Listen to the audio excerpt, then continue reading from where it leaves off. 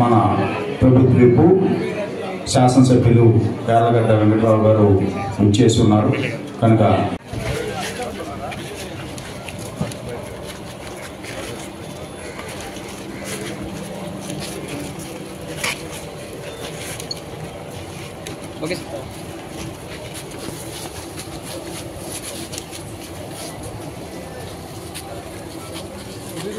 అట్లాగే గన్నవరం ఎమ్మెల్సీ ఓటర్ల పరిశీలకులు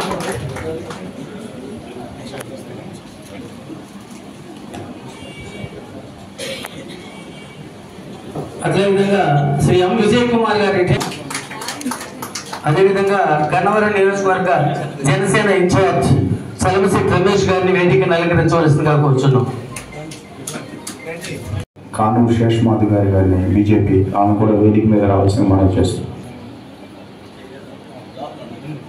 గౌరవ శాసనసభ్యులు వెంకటరావు గారి ఆధ్వర్యంలో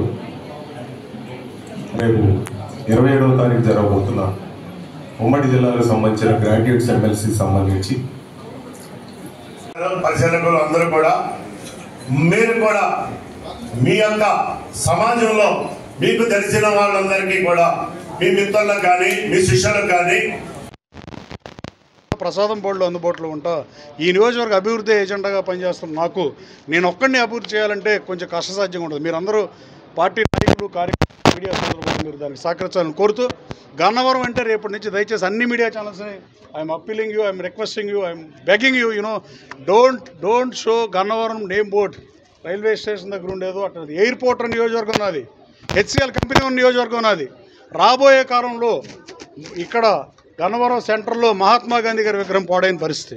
ఫాదర్ ఆఫ్ ద నేషన్ విగ్రహాన్ని బ్రాంజ్ విగ్రహం నెలకొల్పి తీరుతా ఒక ఆర్డర్ పెట్టాం. అలాగే స్వర్గీయ గ్రేటెస్ట్ రిఫార్మ్ చెప్పి ఈ జిల్లాలో పుట్టి మహానుభావుడు బడుగు బలహీన వర్గాలకు రాజ్యాధికారం కట్టబెట్టి 4 కుటుంబాలు రాజకీయాన్ని పల్లెటూరులో కొటీరాల ముందు కుప్పబోసి ప్రజలకి అలాగే బీసీ సోదరులకి రాజ్యాంగ అవకాశాలు కల్పించిన మహానుభావుడు ఎన్టీ రామారావు విగ్రహం కూడా బాగున్న పరిస్థితి. దాన్ని కూడా బ్రాంజ్ విగ్రహాన్ని అంతకుముందు పెట్టినాయనే పెడతానని చెప్పాడు. నేను పెడదాం అనుకుంటే ఆ 2 విగ్రహాలను పెడతాం. గన్నవరం సెంటర్ లైటింగ్ సిస్టమ్ చూడండి, ఎయిర్పోర్ట్ అంత కాన్షియస్గా ఎలా ఉంటుందో.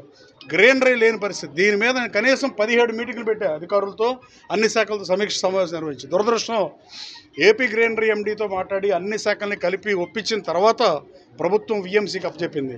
రాబోయే కాలంలో గన్నవరం ఎయిర్పోర్ట్ నుంచి ఇటు సైడ్ కూడా గ్రీనరీ అభివృద్ధి చేస్తాం. అటు సైడ్ 45,000 చదరపు స్క్వేర్ మీటర్లో ఉన్న గ్రీనరీని ఇంకో 45,000 స్క్వేర్ మీటర్స్ పెంచే పరిస్థితి తీసుకుంటాం. కానీ దయచేసి మీరు గాంధీ గారి బ్రాంచ్ విగ్రహం పెడుతున్నాం, దాన్ని బ్యూటిఫుల్గా ట్రీట్ చేస్తాం. రామారావు విగ్రహం కూడా పెడతాం బ్రాంచ్ది. ఆ సెంటర్లో సిగ్నల్ సిస్టమ్ కూడా పెడతాం.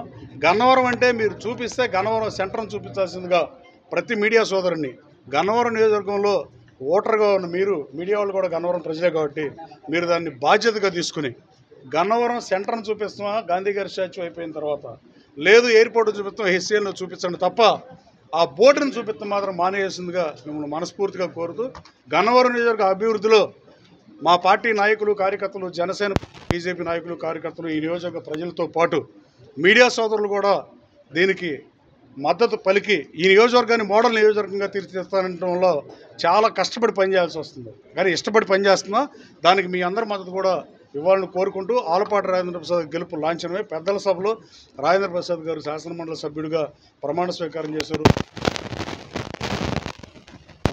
కానీ ఆయన మన గన్నవరం నియోజకవర్గంలో అన్ని స్కూల్స్కి కాలేజీకి వచ్చి ఓటు అడుగుతున్నందుకు, ఆయన వచ్చినందుకు మనం ఆయనకి సంఘీభావంగా ఆయన కోసం పనిచేసి మంచి మెజారిటీ కట్టబెట్టాలని పార్టీ నాయకులందరినీ, 3 పార్టీ నాయకులను, కూటమి నాయకులను కోరుతూ మీ అందరికీ ధన్యవాదాలు ఇస్తున్నాం. Thank you.